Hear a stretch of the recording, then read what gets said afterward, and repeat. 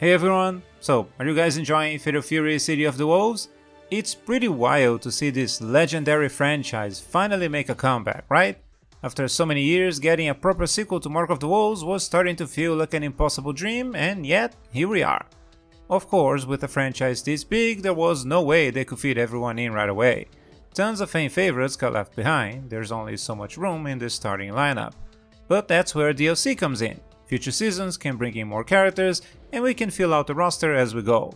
Season 1's already locked in. Andy Bogart, Joe Higashi, Mr. Big, and surprise guests Ken Masters and Chun-Li from Street Fighter. That's a pretty solid batch if you ask me.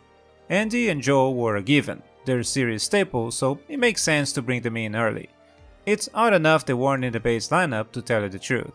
Mr. Big bridges the gap to Art of Fighting, a franchise that takes place in the same universe about 10 years before the original Fatal Fury or 20 years before City of the Wolves, which is why you get stuff like Young Geese as a secret boss in Art of Fighting 2 or a grey-haired Mr. Big in this new game.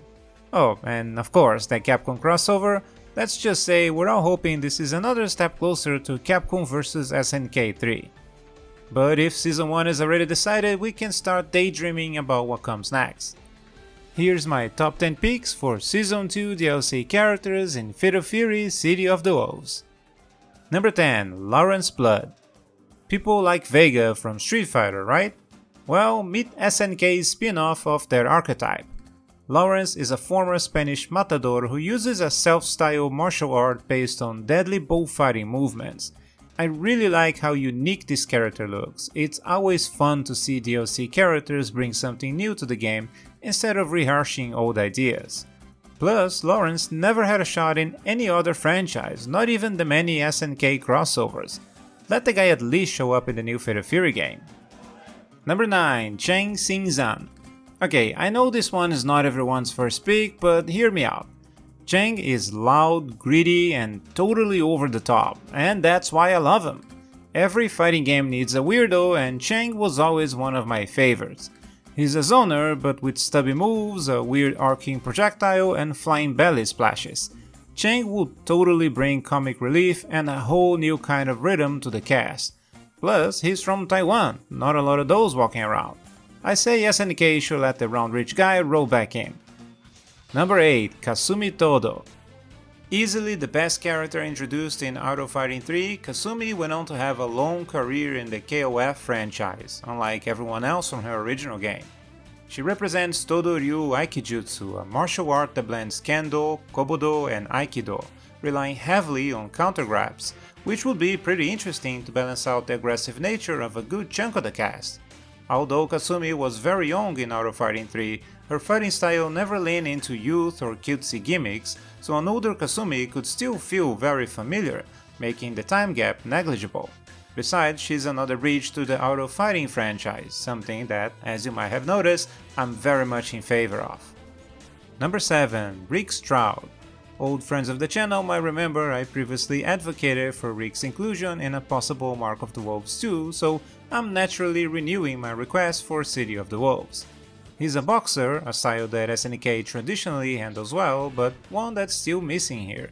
He's also Native American, has a cool and recognizable design, and never really got his time to shine outside Real Fatal Fury 2. I'm adamant that one of Fatal Fury boxers should return, so SNK might as well give Rick another shot. Number 6. Yuji Yamazaki. Easily one of the coolest evil characters in fighting games. I was honestly shocked he didn't make the base roster. He was also on my dream lineup for Mark of the Wolves 2. Violent, unpredictable, and oozing chaos, Yamazaki's psycho energy and unhinged behavior make him perfect to show off the darker side of Southtown. Plus, you gotta love that annoying counter where he just taunts and dares you to hit him. Number 5. Tung Fu Ru. Now this is a legacy fighter. Tung is one of the oldest characters in the franchise, both in terms of lore and release date. He trained both Geese Howard and Jeff Bogart, Terry and Andy's father, which gives him major story potential. Sure, he'll be even older by the time City of the Wolves takes place, but he's always had a unique design that fits that archetype. His transforming dual-style gameplay, shifting into a buff kung fu master form, is also very distinct. In fact, those transformations even made it into Street Fighter VI via NPC enemies in World Tour. Between nostalgia, cool mechanics, and a niche the current roster lacks, Tung is a top pick for Season 2. Number 4. Mr. Karate as Ryo Sakazaki. Let's be honest, Mr. Karate isn't the most original playstyle pick. His style overlaps with Marco Rodriguez, and with Ken Masters in the game, there's not that much room left for another karate artist. But we have to make an exception here. Ryo Sakazaki is the face of art of fighting and one of the first characters to ever cross over in a fighting game, appearing as a secret fighter in Fatal Fury Special. That appearance wasn't canon because of timeline issues, but Fatal Fury Wild Ambition fixed that by aging him up and giving him the Mr. Karate title, an approach I think they should repeat. There's still some risk of overlap, but SNK can tweak the arsenal to make him feel fresh. And let's be real, fighting game fans rarely reject similar characters if they're fun to play. Number 3. Wolfgang Krauser. Boss Royalty. Krauser is one of the most iconic villains in SNK history, hell, in fighting game history.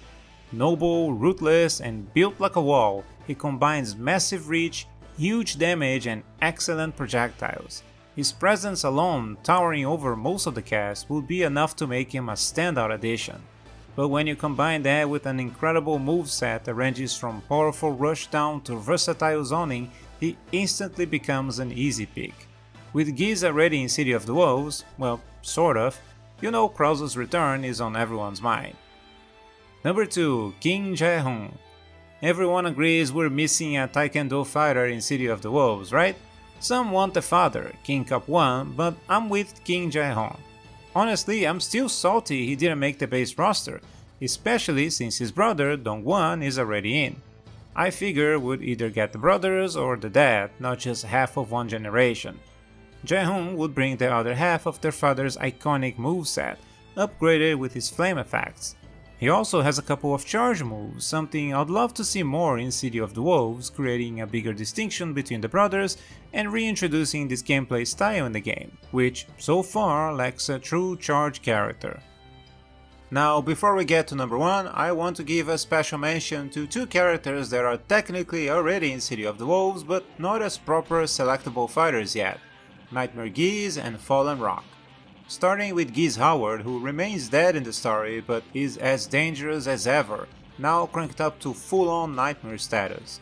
He's one of the secret bosses in the game, showing up if you meet certain conditions in arcade mode. It's basically Giz at his most refined and most brutal, enhanced repuken, sharper counters, all of it. The classic Giz package, but turned into something even scarier. Honestly, SNK has a long tradition of making bosses overpowered nightmares, and I love to see them take that raw power and actually balance him for competitive play. Because let's be real, who doesn't want to play as Giz Howard? Then there's Fallen Rock, probably one of the coolest new ideas SNK has introduced in years, though I have a few reservations about the execution. If you haven't run into him yet, Fallen Rock is basically Rock Howard pushed to his absolute limit, consumed by his inner darkness and the influence of the Gene Scrolls. He's dressed in Giz's crimson hakama with the cream white gi and the red arm guards. It's like seeing both Giz and Rock merged into one terrifying force. His moveset is a fusion of Giz's and Rock's skills as well as some of the Gene Brothers moves due to the influence from the Gene Scrolls. I think both Nightmare Giz and Fallen Rock deserve to make the leap from secret bosses to full-fledged playable characters. Not just as terrifying endgame challenges, but as fighters we can lab out, take online, and maybe even see show up in tournaments. However, wasting a slot for Season 2 with characters already in the game feels a bit cheap, so let's count these ones as freebies from SNK, shall we? Alright, with that out of the way, let's move on to the real number 1 pick. Number 1. Blue Mary. There was absolutely no question who'd take the top spot. It's Blue Mary, no contest. However else Season 2 turns out, if Mary is there, the season's saved. She's stylish, tough, and iconic, so much so that you can wear her outfit and use one of her moves in Street Fighter VI, even though she's not in the game except as a World Tour NPC. Her grappling counter hybrid style would be a breath of fresh air for City of the Wolves, and she's got deep ties to Terry and the rest of the cast. If Mary is not in by next season, something's gone very wrong at SNK. But anyways, those are just my picks. What about you? Who do you want to see in Season 2 of Fatal Fury City of the Wolves? Drop your dream characters in the comments below, and don't forget to like the video and subscribe if you want to see more content like this. Oh, and if you haven't heard, I have a tabletop card game inspired by fighting games called Arcade Champion. I'll leave a link in a pinned comment, so feel free to check it out or ask any questions. For now, this has been a Dukime Player, and I'll see you guys later.